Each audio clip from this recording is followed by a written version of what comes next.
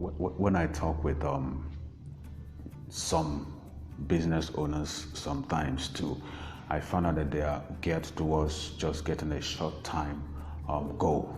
That's why they engage in different form of promotions and all that.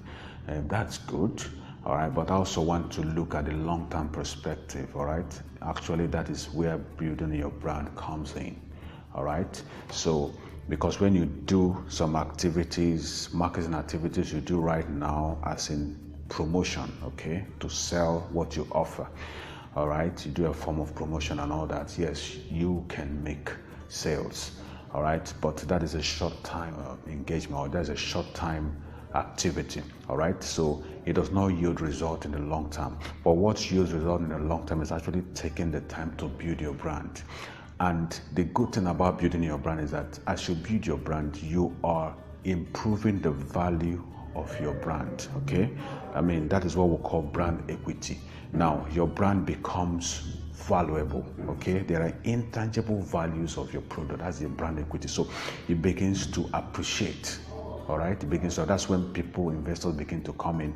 Okay, well, I mean, if somebody wants to buy a particular product, okay, a particular organization, I keep saying this, like Nairaland or Linda AKG blog and all that, or, the people, they can't just buy it anyhow, okay. Those online platforms, online brands, e-brands have become, a brand, okay, and their equity have appreciated, all right. So that's what happens when you take time to build a brand, okay. Yeah, the short term you could make some sales, okay, do promotion and all that. That's good. So there's always need for us to balance it, because business owners are interested actually in how to make money now, okay.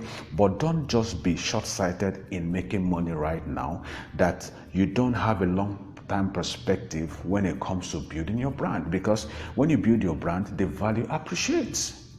All right. Now, when a brand is built and customers are able to identify with your product, and of course, your brand promise is what they experience, then you have them. All right. Even though there's no 100% guarantee for having customers for life, but at least you have them. All right. It's good for us to begin to understand that, okay, as marketers, we need to be conscious of our brand, okay.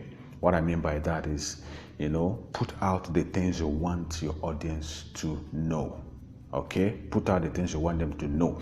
Don't make them have the wrong or bad experiences about your brand, because when they have bad experiences about your brand, they tell other people. Today, in all the social media network, and expand that experience. They can broadcast it, and there's nothing way you can stop it, okay. It can even go viral, okay. So it's good for you to become conscious of your brand and the processes of building your brand, all right. Now, but when your brand begins to have issues, okay, with the public, how do you do that?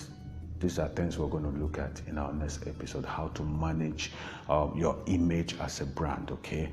Let's say something has gone wrong, you're a politician and there's a scandal, or you are a celebrity, you have a scandal in the company, something happened, all right. A staff had an accident or a staff died and you try to cover it up, or anything that could happen to a brand, okay. There's a way to manage this, all right, and begin to build your brand again. So these are things we're talking about. So we're going to take time to look at those series of how we can manage our brand, okay, reputation, even when there are things that are not too good about our brand. So that's going to help us in the long run. So thanks for watching.